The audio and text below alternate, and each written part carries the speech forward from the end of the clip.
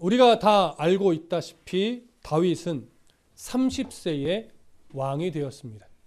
그리고 약 40여 년간 통치하고 있습니다.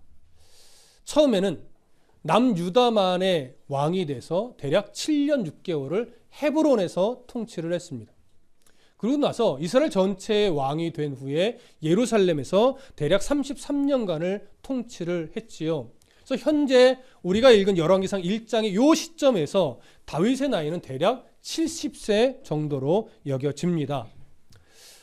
다윗의 나이 70세라고 하는 것, 오늘의 시선으로 보면 아직도 젊네 라고 말할 수 있겠으나 당시 기준으로 보면 매우 장수하고 있는 나이입니다. 당시 레위인들은 50세에 은퇴를 하게 되어 있었습니다. 민수기 8장 25절에도 기록되어 있었고요. 시편 기자의 말을 빌리면 70 내지 80이 장수하는 나이라고 그렇게 기록을 합니다. 또 역사적인 기록을 보면 당시 이스라엘 남자 중에 50세를 넘기지 못하고 죽는 사람이 굉장히 많았습니다. 이러한 상황들을 고려해 볼 때 현재 다윗의 나이는 매우 장수한 그런 나이라고 볼 수 있습니다. 이렇게 장수하고 있는, 그러나 이제 거의 죽을 날이 얼마 남지 않은 다윗의 이 이야기를 출발점으로 해서 열왕기상은 시작을 합니다. 자, 먼저 1절부터 4절을 함께 읽어보도록 하겠습니다. 시작. 다윗 왕이 나이가 많아 늙으니 이불을 덮어도 따뜻하지 아니한지라. 그의 시종들이 왕께 아뢰되 우리 주 왕을 위하여 젊은 처녀 하나를 구하여 그로 왕을 받들어 모시게 하고 왕의 품에 누워 우리 주 왕으로 따뜻하시게 하리이다 하고 이스라엘 사방 영토 내에 아리따운 처녀를 구하던 중 수넴 여자 아비삭을 얻어 왕께 데려왔으니 이 처녀는 심히 아름다워 그가 왕을 받들어 시중 들었으나 왕이 잠자리는 같이 하지 아니하였더라. 자, 서론을 할 때도 잠시 언급을 했지만 이 열왕기상 1장 1절은요. 번역상으로는 표시되지 않았지만 히브리어 성경으로 보면 와우 접속사라고 하는 단어, 문법적 요소를 사용하면서 시작을 합니다. 와우 접속사는 번역을 해보자면 그리고 이렇게 번역이 되는 것이 보편적입니다. 그리고라고 하는 건 어떤 의미입니까? 앞에 어떤 상황과 연결해서 그리고 이렇게 연결하는 거죠. 상황이 앞에 있는 어떤 상황과 지금 이어지고 있다라고 하는 거예요. 그래서 열왕기상 1장은 어떤 내용을 이어가고 있어요? 사무엘 하의 내용을 이어가고 있는 겁니다. 그래서 책으로는 나눠져 있지만 내용상으로는 한 권의 책으로 보아도 무방한 거죠. 사무엘 상하와 열왕기 상하는 그런 이유로 한 권으로 봐도 무방한 책입니다. 자, 이렇게 이제 사무엘서와 연결이 돼서 시작되는 이 열왕기 상의 첫 스타트는요. 다윗 왕의 나이가 많아 늙으니 이불을 덮어도 따뜻하지 아니하였다라고 하는 이야기로 시작을 하는데 70세의 나이, 매우 장수한 나이지만 오늘날과 같은 이런 의료 기술이 있었던 시대가 아니기 때문에 매우 노쇠한 상태임에는 기력이 매우 약해져 있음은 분명합니다.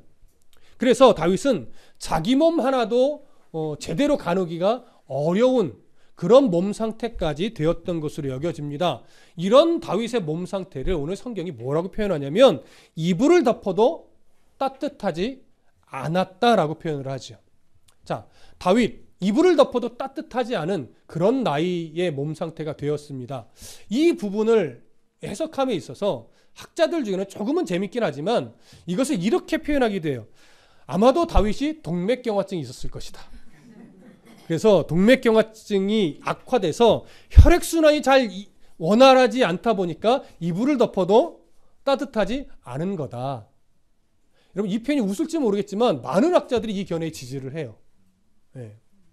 그리고 또 어떤 학자는 이 표현을 어떻게 이해하냐면 다윗이 이제 육체적으로 노쇠해서 어떤 성적인 욕구가 전혀 느껴지지 않는 그런 몸 상태를 강조하기 위해서 이런 표현을 쓴 것이다. 이렇게 말하기도 합니다.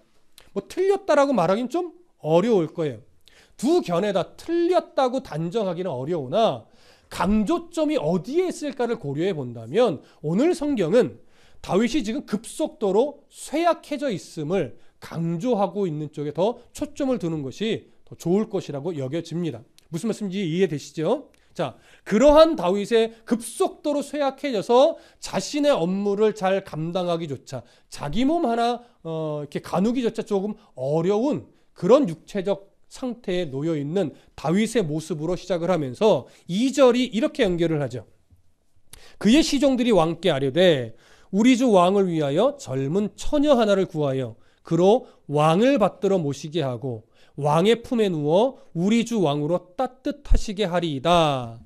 자, 지금 이 2절은 어떤 의미냐면 지금 다윗 왕의 몸 상태를 유심히 바라보고 있는 신하들이 다윗 왕을 위해서 어떠한 방책을 내놓는 거예요. 다윗 왕의 몸이 어떻게 할 수 있도록? 회복할 수 있도록. 근데 그렇게 내린 처방이 우리가 보기에는 의료 기술같이 여겨지지 않죠. 뭐예요? 젊은 처녀를 구해서, 아름다운 젊은 처녀를 구해서 다윗 왕의 모든 시중을 들게 하면서 잠자리도 같이 하게 하자는 거예요. 이 부분에 있어서 요세푸스라고 하는 유대 역사학자는요, 이것이 당시에 노인들의 이 쇠하여진 육체를 회복시키는 의료 기술의 하나였다, 의료적 처방의 하나였다, 이렇게 말하기도 합니다. 근데 저는 개인적으로 이렇게 동의되지는 않습니다. 일단 우리가 먼저 알아야 되는 것이 뭐냐면 당시에 백성들이 왕을 바라보는 이 시선에 있어서 왕의 성적인 기능이 약해지면 그만큼 왕으로서의 통치 기능도, 통치적 능력도 상실된다, 이렇게 여기던 시대였어요. 실제로.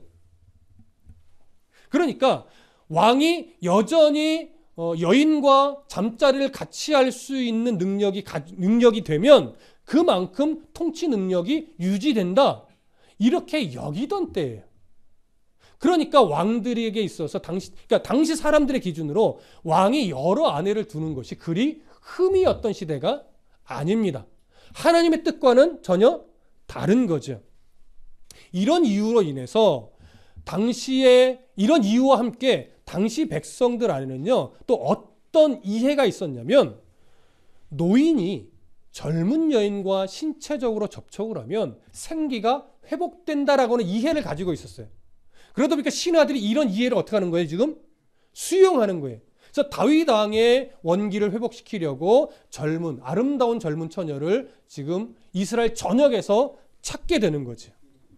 그렇게 해서 다윗 왕의 시중을 들고 잠자리도 같이 하게 해주면, 말하자면 다윗의 정력이 좋아지면서 다시 통치적 능력도 회복되지 않겠는가? 오늘 우리가 들으면 좀 이렇게 피식할 수도 있지만 당시의 신하들의 입장에서는요, 그렇게라도 해서 다윗 왕의 어떤 그 육체적 힘을 회복시키고 싶었던 거예요. 자, 그래서 3, 4절을 보시겠습니다. 함께 읽어봅니다. 3, 4절 시작. 이스라엘 사방 영토 내에 아리따운 처녀를 구하던 중 수넴 여자 아비삭을 얻어 왕께 데려왔으니 이 처녀는 심히 아름다워 그가 왕을 받들어 시중을 들었으나 왕이 잠자리는 같이 하지 아니하였더라. 자, 수넴 여자 아비삭이에요. 근데 아비삭이요, 성경이 심히 아름다웠더라라고 표현해요. 근데 이 아름다움이 얼마나 아름다운 거냐면 이스라엘 전역을 구석구석 찾아다니면서 처녀들을 다 보았는데 그 중에서 가장 아름다웠다라고 하는 거예요. 얼마나 걸렸을지 모르겠어요. 그러니까 이 아비삭이라는 이 여인이 얼마나 아름다운 여인이었는지 우리가 대략 짐작을 합니다. 이스라엘 전역에서 선발된 여인이죠. 근데 성경이요, 이 여인을 대하는 다윗에 대해서 이렇게 표현합니다. 그 여인의 아비삭의 시중은 받았으나 잠자리는 같이 하지 않았다, 이렇게 얘기를 해요. 자, 다윗이 아비삭과 잠자리는 같이 하지 않았다라고 하는 것은 말하자면 성적인 관계는 갖지 않았다는 얘기냐, 시중만 들었다라고 하는 거예요. 여러분, 다윗이 왜 아비삭과 잠자리를 같이 하지 않은 걸까요? 신하들의 의도는 이게 아니었을 텐데 다윗은 잠자리를 같이 하지 않았어요. 이 부분을 두고 어떤 학자는 이렇게 이야기를 합니다.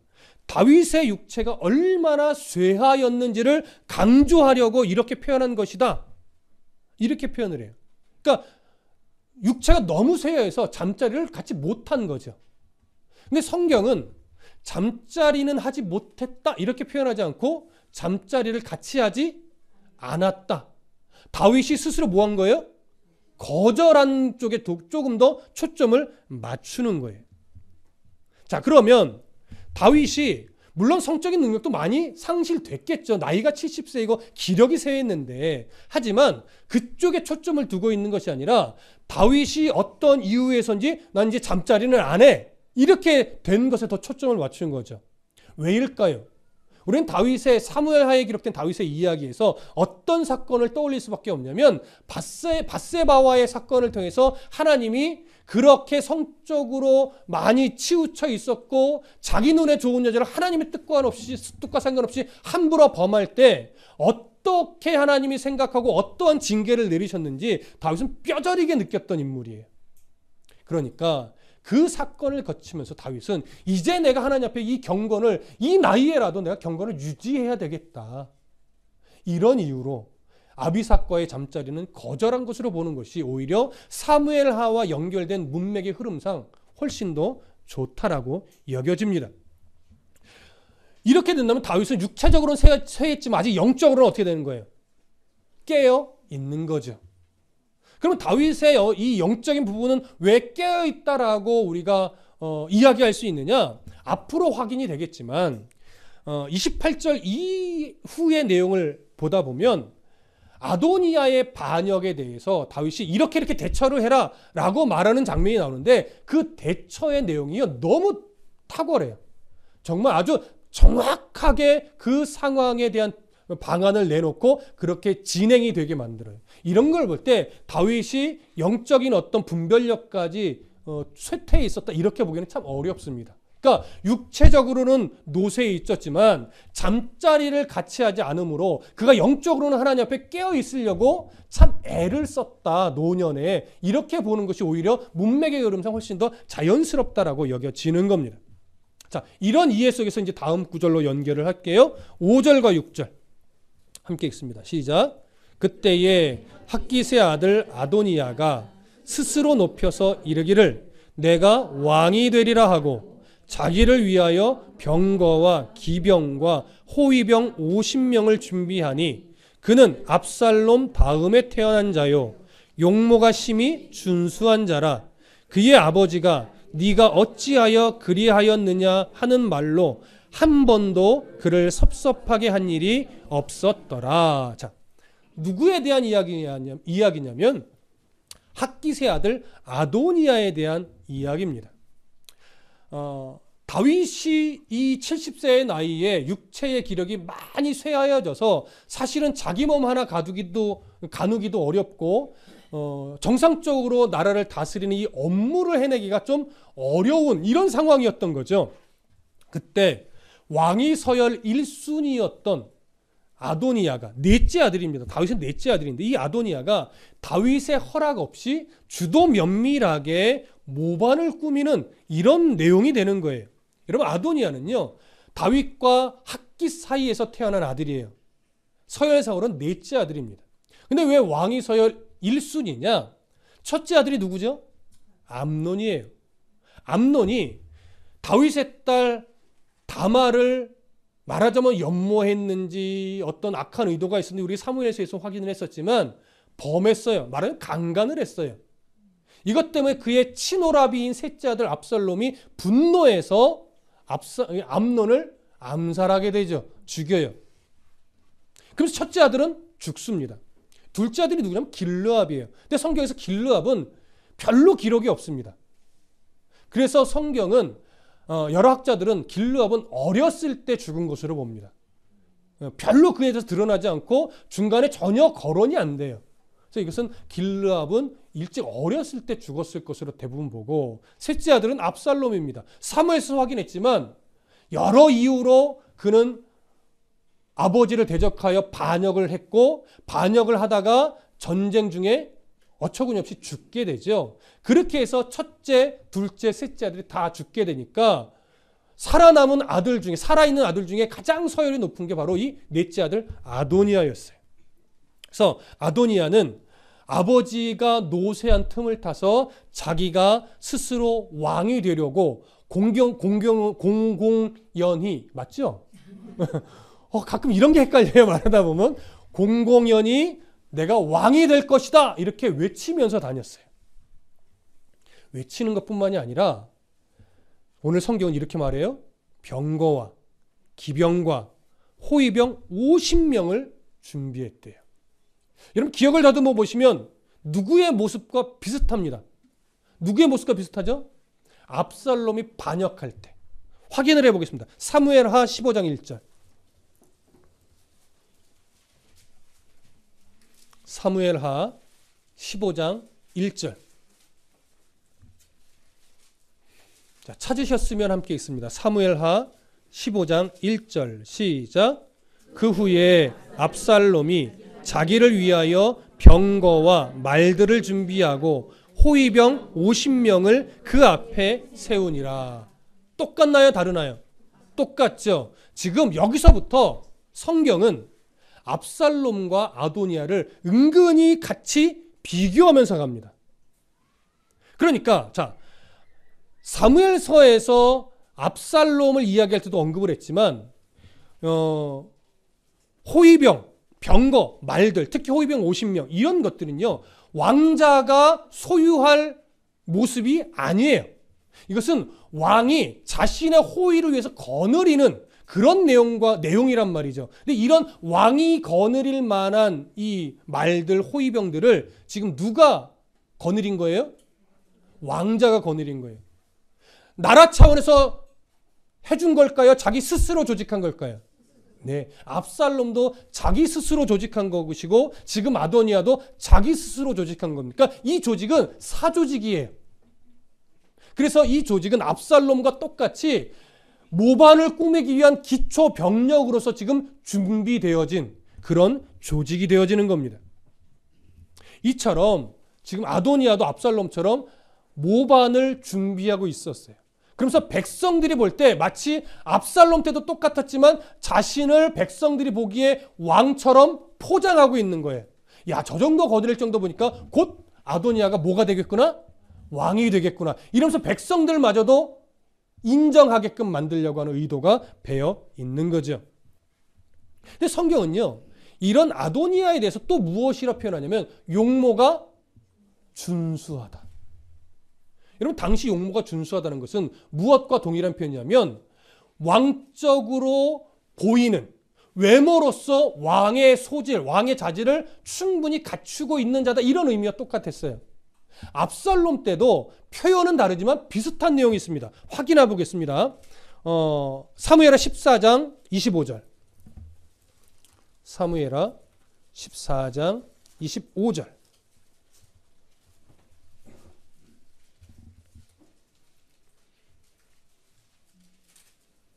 자, 함께 읽겠습니다. 14장 25절. 시작. 온 이스라엘 가운데 압살롬 같이 아름다움으로 크게 칭찬받는 자가 없었으니 그는 발바닥부터 정수리까지 흠이 없음이라. 이때도 우리가 그 말씀을 드렸어요.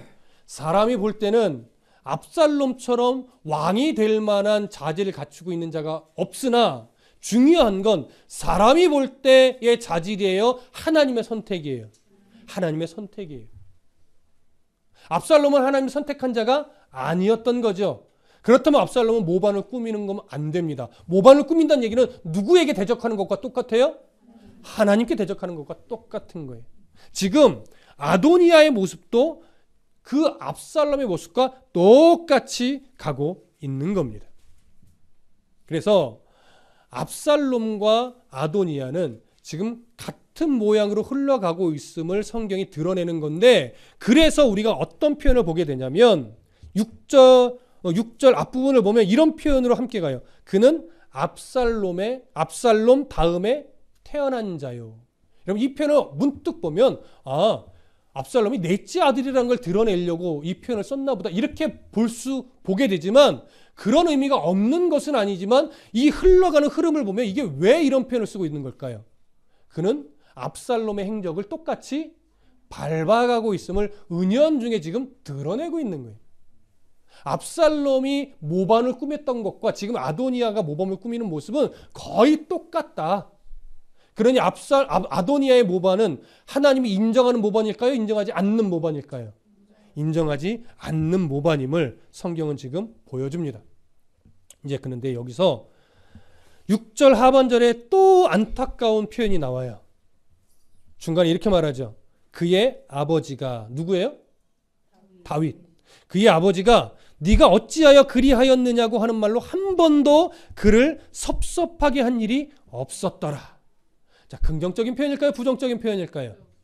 부정적인 표현으로 딱 보이시죠? 학자들은 두 부류로 나눕니다. 첫 번째는 어떻게 이해를 하냐면 용모가 준수했다는 표현과 연결을 해서 아도니아가 삶도 완벽해서 아버지에게 혼날 일을 한 적이 없었다. 그래서 아버지에게 섭섭한 말을 들은 적이 없다. 이렇게 이해하는 시선이 하나 있어요. 두 번째 시선은 뭐냐면 다윗이 이 아도니아에게도 역시나 신앙적으로 바른 교육을 하지 않았다. 이렇게 보는 시선이 있어요. 여러분 어떤 시선이 옳을까요? 그렇죠. 두 번째 시선입니다. 왜냐하면 암논 때도 그랬고 압살롬한테도 그랬고 다윗은 마땅히 아비로서 책망해야 될 상황이 되었음에도 불구하고 전혀 책망하지 않아왔어요. 암논이 다말을 강간했을 때도 그를 당연히 징계했어야 되는데 전혀 징계하지 않았어요. 이것 때문에 압살롬이 또 속으로 분노했죠. 그래서 암논을 죽이게 됐고 그것 때문에 결과적으로는 반역까지 압살롬이 일으켰던 거예요.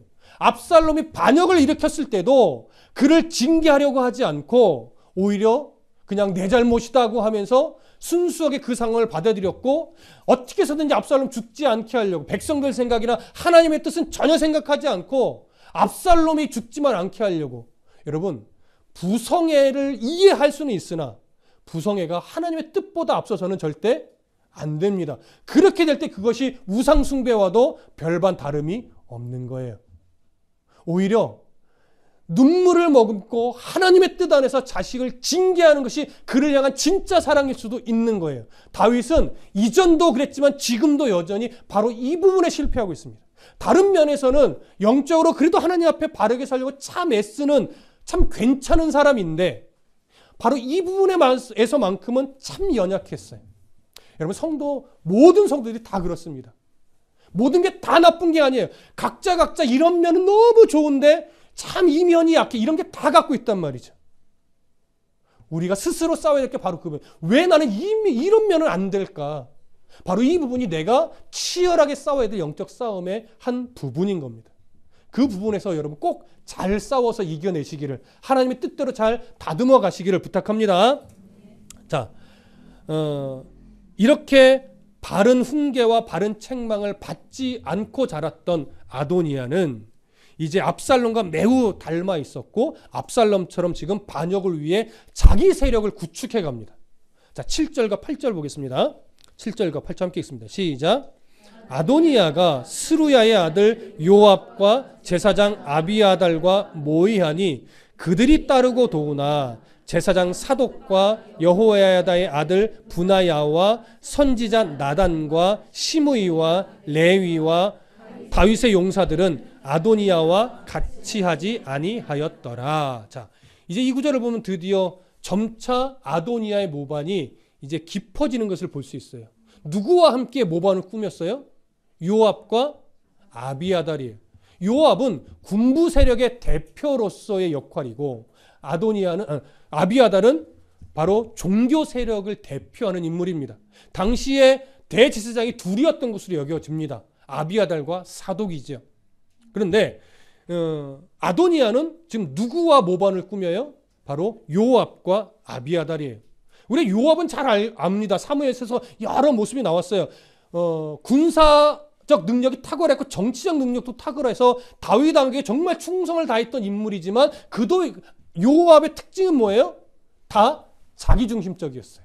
그래서 때로는 충성은 다하지만 자기에게 해를 끼치는 요소가 있다면 다윗의 명을 거절하고서도 사람을 죽이거나 자기에게 이롭게 상황을 만듭니다.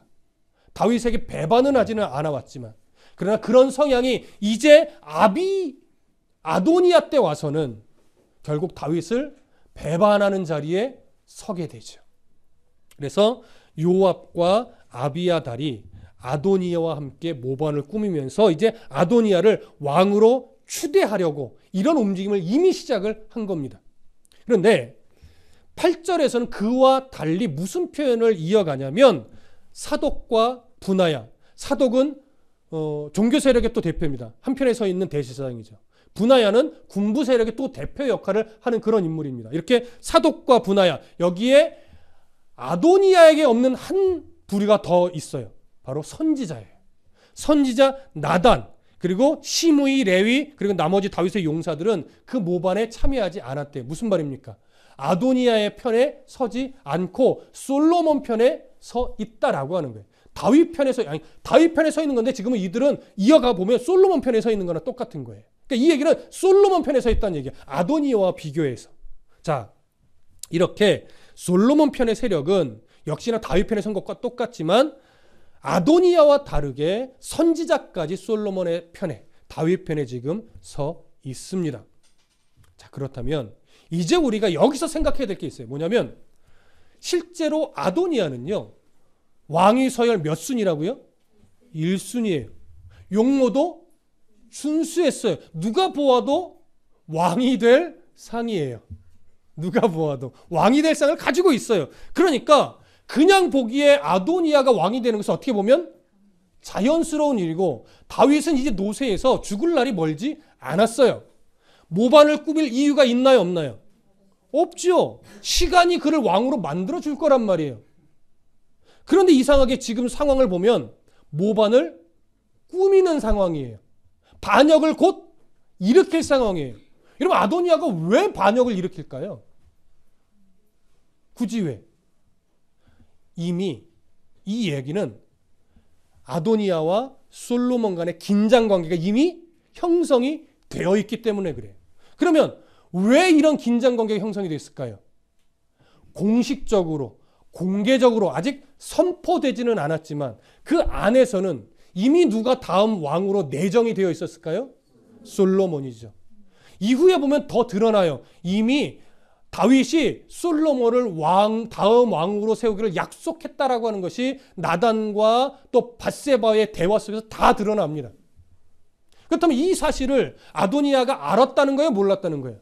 알고 있다는 얘기죠. 그러니까 시간이 해결해 주지 않을 거라는 걸 알아요. 그러니까 아도니아는 자기가 왕이 되려면 이 시기가 정확하게 떨어져야 돼요. 그럼 지금 어떤 상황이에요?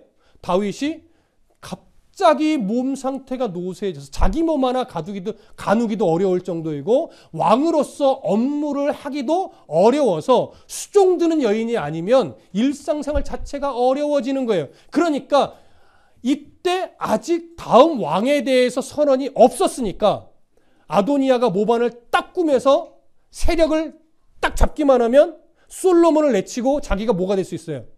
왕이 될 수 있는 거죠. 이것이 억측이 아니라는 것은 우리 다음 구절에서 또 확인이 됩니다. 조금 더 봐볼게요. 9절과 10절 함께 읽습니다. 시작.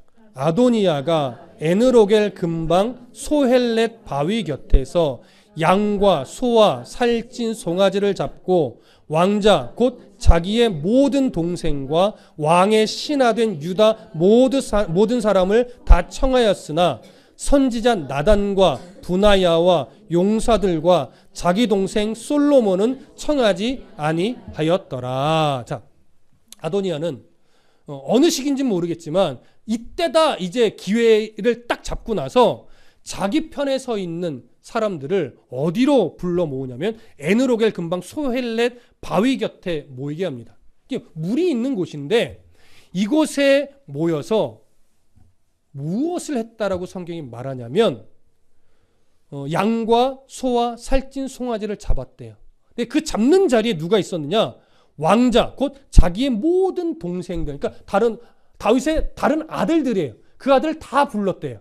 그리고 또 누구를 불러요? 왕의 신하된 자들 중에서 유다의 모든 사람. 그러니까 유다 사람들은 사실 뭐냐면 정치적 실권을 잡고 있는 자들, 실제적 실권을. 이들을 다 부른 거예요. 여기서 뭘 해요?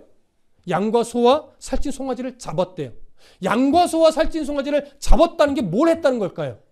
잔치를 베풀었다는 걸까요? 요리를 해서? 아닙니다. 제사를 드렸다라고 하는 거예요. 무슨 제사일까요? 왕으로 추대하고자 하는 제사예요. 그러니까 공식적이진 않아요. 아직은 자기들끼리만 하는 건데 이들은 자기들끼리 이미 무엇을 하는 것과 똑같은 의미의 제사를 드린 거예요? 왕위 즉위식을 하는 것과 똑같은 의미로 일단 자기들 안에서 먼저 하는 거예요. 공개적 선포는 아직 아니었으니까. 그런데 이들이 이렇게 모여서 제사를 드렸다라고 하는 표현에 이어서 10절이 이 얘기를 해요. 9절 끝부분부터 보면 모든 사람을 다 청하였으나 라고 하면서 비교를 하죠. 10절에 이렇게 합니다. 선지자 나단과 분하야와 용사들과 자기 동생 솔로몬은 청하지 아니하였더라. 솔로몬과 그의 편에 서 있는 자들은 일부러 뭐 한 거예요? 안 부른 거예요. 그럼 왜 안 불렀을까요? 부를 수가 없죠. 우리가 조금 전에 이야기 나눴듯이 이미 궁 안에서는 그 다음 왕위가 누구로 이미 내정되어 있음이 파다하게 알려져 있어요? 솔로몬. 그러니 그의 세력들을 이 모반에 불렀다가는 다 들통나니까 모반을 꾸밀 수가 없거든요. 그래서 그 세력을 제외한 나머지 세력을 일단 다 규합해 놓고 디데이를 딱 정해서 이제 들고 일어나서 세력을 구축하고 왕궁을 딱 접수하면 끝나는 거예요. 그리고 솔로몬과 그의 일가족은 다 어떻게 해요? 당연히 죽여야죠. 그러면 다음 왕권은 아도니아가 되는 겁니다. 그래서 나름대로 기회를 놓치지 않으려고 지금 뭐 빨리빨리 진행 중에 있는 겁니다. 자, 조금 전에도 언급을 했지만 이런 차원에서 볼 때 하나님은 다윗 다음의 왕위를 분명 솔로몬에게 두셨고 솔로몬을 다음 왕으로 작정을 하셨고 그것은 밧세바도 알고 나단 선지자도 알고 다윗도 알고 있어요. 그래서 다윗은 일단 구두상으로 밧세바에게 또 나단도 알고 있듯이 이미 구두상으로는 약속을 했어요. 근데 다윗이 노쇠할 때쯤 아직 공개적으로 선언만 못한 거예요. 그런데 아도니아가 그들을 제쳐놓고 자기가 왕이 되려고 반역을 꾸미고 지금 실행에 옮기는 중에 있습니다. 그렇다면 아도니아도 솔로몬이 왕이 되는 게 나름 하나님의 뜻이라고 하는 걸 어느 정도는 인식을 할까요? 안 할까요? 할 수밖에 없죠. 왜? 신정국가인데 그걸 모를 리 있습니까? 근데 중요한 건 뭐냐면 아도니아는 그 사실을 인정하고 싶었을까요? 인정하고 싶지 않았을까요? 인정하고 싶지 않죠. 왜? 자기가 서열 1순위니까. 또 자기가 왕이 되고 싶으니까. 또 자기의 용모도 왕이 될 만한 자질이 된다라고 여기니까. 그리고 또 그 옆에서 부추기는 인물들이 많으니까. 여러분, 유다 지파가 그의 편에 서고 요압과 아비아들이 그의 편에 섰다는 것은 뭐냐면 그들은 지금 이스라엘의 왕권을 하나님 중심으로 생각하지 않고 결국은 유다 지파에서 왕이 나와야 돼 라고 하면서 네가 더 말하자면 적통이지 이런 거 있잖아요. 그런 것에 자꾸 초점을 두고 하나님의 뜻과 상관없이 정치적으로만 바라보니까 솔로몬을 팽시키고 아도니아가 왕이 되는 거 맞다고 자꾸 여기는 거예요. 그래서 이들이 이런 모반을 꾸민단 말이에요. 그러니 이들의 아도니아의 반역이 하나님이 기뻐하실 리 없고 하나님이 그냥 놔두실 리 없죠. 그래서 우리가 다음 주에는 이렇게 꾸며진 반역이 어떤 결말을 맞이하게 될 것인가를 확인하게 되겠지만 오늘 우리가 놓치지 말아야 될 것은 뭐냐면 어떤 사람이 정말 지혜로운 사람이고 어떤 사람이 정말 어리석은 사람이냐라고 하는 부분이에요. 여러분 아도니아는 사실 모든 걸 다 갖춘 인물이에요. 부족함이 없어요. 근데 아도니아에게 부족한 게 하나 있어요. 뭐일까요? 하나님의 뜻에 순종하려고 하는 태도, 인생의 태도. 어떤 사람이 가장 어리석은 사람이냐?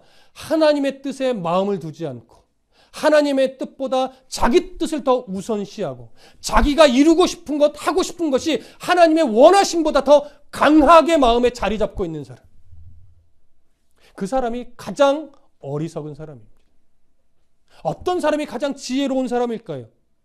조금은 부족한 부족하게 갖고 있을지라도 하나님의 뜻이 어디 있고 하나님의 목적이 어디 있고 나를 향한 하나님의 마음이 무엇인가를 끊임없이 묻고 말씀 안에서 발견하면서 내가 이것도 하고 싶고 저것도 하고 싶을지라도 하나님의 마음을 발견해서 그 마음에 감히 내 것을 좀 포기하고 하나님 앞에 내 삶을 드리려고 애쓰고 노력하고 몸부림치는 사람. 그런 사람이 정말 지혜로운 사람입니다. 그래서 늘 말씀을 드리지만 여러분, 하나님께서 하나님의 자녀들을 인도할 때요, 기본적으로는 인생 속에서 내가 바라고 소망하는 것을 1차적으로 꺾습니다. 하나님 보편적으로. 그걸 꺾어놓고 하나님의 마음을 보여주고 하나님의 뜻을 보여줘요. 그러면서 크게는 두 부류로 가죠. 전혀 새로운 삶을 살게 하든가, 아니면 꺾어놓은 다음에 하나님 앞에 고백을 받아내고 다시 그 마음을 들어서 다시 그 방향으로 또 쓰시든가. 둘 중에 하나예요. 여러분, 아직 제가 이런 말을 할 나이의 수준은 아니지만 저 같은 경우는 하나님이요, 전혀 생각지도 못했던 방향으로 인생을 바꾸신 케이스예요. 여러분들은 제가 말주변이 좋아서 제 설교를 들으시는 게 아닌 걸 알고 있습니다. 어떻게 해서든 성경을 바르게 해석해서 전달하려고 노력하는 그걸 여러분이 인정하시고 귀 담아서 들으시는 걸로 제가 알고 있습니다. 근데 사실 저는 어릴 때도 그리 말주변이 좋지 않았습니다. 기승전결이 잘 안 되는 거예요. 그러니까 무엇인가를 하려고 하면, 평상시 대화에서도 그런 건 아니지만 뭘 하려고 하면 이렇게 뭔가 기승전결이 잘 안 돼요. 그러니까 친구들은 제가 목회자가 되고 설교자로 살아가는 게 처음엔 참 놀라워했죠. 야, 이태희가 착하고 열심인 건 아는데 야, 네가 이렇게 설교를 해? 이런 것에서 많이 놀라기도 해요. 근데 저도 설교를 하며 살아갈 줄 정말 몰랐는데 하나님 제 인생을 딱 붙잡고 어느 순간 꺾어서 틀어서 저에게 방향성을 주시는데, 설교에 대한 소망을 주시고 거기다가 또 개척의 소망을 주시고 한 영혼이 말씀으로 새로워지는 것에 포커스를 두게 하고 그냥 그것만 바라보고 가게 하시는데, 이거는 제가 어떻게 방법이 없는 거예요. 그리고 점차, 이건 저한테 해당이 되는 건데, 점차 취미, 좋아하는 것을 다 없애요. 그러니까 힘들지만 제가 뭘 할 때 가장 몸이 편하냐면 앉아서 설교 준비할 때가 가장 편해요. 그러니까 마치 꼭 이런 것 같아요. 공부가 쉬웠어요. 절대 아니에요. 제가 그런 사람이 절대 아닌데, 인생을 살고 목회자가 되고 설교에 대한 하나님의 큰 부담감을 주고 책을 보게 하고 성경을 연구하게 하면서 점차 저의 이 한 주의 패턴이요, 앉아서 책을 보고 연구를 해야 몸도 편하고 마음도 편하고 이렇게 바꿔놓으신 거예요. 하나님이 쓰실 때는요, 일단 그렇게 우리들의 생각과 모든 것을 어느 순간 한번 꺾고 방향성을 다시 맞추게 하고 전혀 새롭게 가게 하시든 기존에 갖고 있는 것을 다시 시선을 바꾸어 사용하게 하시든. 그러니까 중요한 초점은 뭐예요? 하나님이 뭘 원하시는가? 이걸 발견하는 인생이 가장 복된 인생이에요. 그걸 알려고, 그걸 빨리 찾으려고 우리가 부단히도 말씀을 공부하고 예배를 드리고 기도를 하고 하는데, 참 하나님의 방법은 인간적인 표현으로 보면 참 너무해요. 좀 빨리 알려주면 어디가 덧나요? 꼭 마치 허비하는 인생의 과정과 같은 그런 상황들을 지나게 하셔서 그 다음에 보여주시더라는 거죠. 근데 성경이 보여주는 진리는요, 사람이란 그렇게 알게 돼야 더 바른 순종을 하더라. 하나님이 야복강에서 야곱의 다리를 꺾으시려고 했다면 그 이전에도 얼마든지 꺾을 수 있었죠. 근데 하나님의 방법은요, 대부분 끊임없이 기다려줘요. 근데 그냥 기다리는 것이 아니고 듣게 하고 보게 하고 깨닫게 하는 과정들이 있어요. 내가 완악해서 안 보고 안 듣고 안 느끼고 느꼈지만 거절하고 이래서 길어지는 것뿐이라고요. 그 완악함이 하나님이 기다리는 어느 수준에 딱 차면 야복강가에 우리가 가게 되는 거예요. 근데 참 놀라운 것은 야곱이 참 복된 사람인 것은, 창세기를 공부하신 분들은 기억하시겠지만 야곱이 나중에 요셉을 만나 애굽에서 고센 땅에서 살게 될 때 이제 죽기 얼마 전에 자식들을 다 축복을 하는데, 축복할 때 이런 표현을 해요. 내가 빌어주는 복이 내 부여조의 복보다 훨씬 크다 라고 하는 마치 교만한 것 같은 그런 말을 해요. 이건 뭐냐면, 내가 너희들에게 축복해주는 이 복은 우리의 할아버지 아브라함이 빌어주는 복보다 더 큰 복이고 아버지 이삭이 빌어주는 복보다 더 큰 복이야, 이렇게 말해요. 굉장히 교만한 것 같잖아요. 감히 아브라함과 감히 이삭과 야곱이 막 비교를 하는데 왜 이런 표현을 하냐면, 이건 교만한 말이 아니라 나는 인생 속에서 할아버지 아브라함보다 아버지 이삭보다 훨씬 더 내 방법 쓰고 내 방법에 매여 있고 하나님 뜻과 상관없이 인생을 돌고 돌아서 만난 사람이다. 근데 이렇게 돌고 돌아 내 방법 쓰고 내 욕심 부리고 이기적으로 하나님과 상관없이 돌고 돌아와서 지금에 보니 하나님이 나를 얼마나 좀 속된 편으로 징글징글하게 나를 사랑하셨는지 그 사랑의 크기를 내가 알겠더라. 이제 알겠더라. 내가 날 사랑하시는 하나님의 크기가 나는 얼마나 큰지 아브라함을 향한 사랑보다 나를 향한 하나님의 사랑이 더 큰 것처럼 나는 느끼고 있고, 이삭을 사랑하셨던 하나님의 사랑보다 날 사랑하시는 하나님의 사랑이 훨씬 더 내가 크게 느낀다. 나는 그렇게 느낀 사랑을 가지고 너희들에게 복을 비는 거야. 이 얘기를 하는 거예요.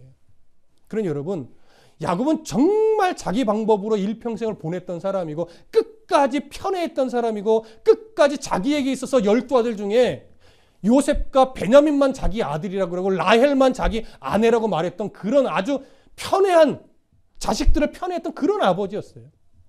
근데 그가 죽기 직전에 이런 고백을 해요.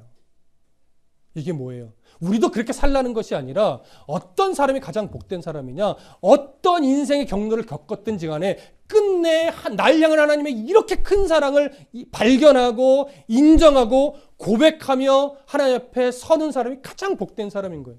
그럼 더 큰 복된 사람은 누구겠어요? 조금이라도 일찍 이 고백을 가지고 조금이라도 많은 시간 하나님 앞에 인생을 내어드리고 있는 사람이 또 더 큰 복된 사람이겠죠. 그러니까 우리식 표현이니까 더 큰이라고 하지만 하나님 볼 때는 더 큰 건 없어요. 다 똑같이 사랑해요. 중요한 건 누가 더 크게 느끼느냐. 하나님이 정말 다르게 사랑하는 것이 아니고 하나님은 다 똑같이 사랑하시는데 중요한 건 누가 더 얼마나 하나님 그 큰 사랑을 깊고 넓게 느끼느냐, 이거예요. 그래서 여러분, 저는 말해요. 여러분들보다 하나님이 저를 더 사랑하세요. 인정을 안 하셔야 되는 거예요. 왜? 맞아요. 이런 식의 표정을 지으면 이게 안 되는 거고, 제 입장에서는 하나님이 저를 제일 사랑하죠. 여러분 입장에서는. 그런 거는 이기적이어야 돼요. 하나님이 저를 더 사랑하세요. 이렇게 고백을 하셔야 된단 말이에요. 그래서 솔로몬, 또 다윗은 그런 하나님을 경험하고 고백하여 나아가고 있는 중이고, 아도니아는 지금 그걸 못 보고 있는 거예요. 그래서 아도니아는 모든 걸 다 갖췄지만 하나님의 뜻을 바라보지 못하고 하나님의 뜻을 우선순위에 두지 않았기 때문에 이 아도니아는 가장 불행한 사람인 겁니다. 자, 여러분, 우리는 그래서 불행한 자로 살아가면 안 되고 가장 복된 자로 살아가야 돼요. 그러려면 부단히 무슨 씨름을 하셔야 돼요?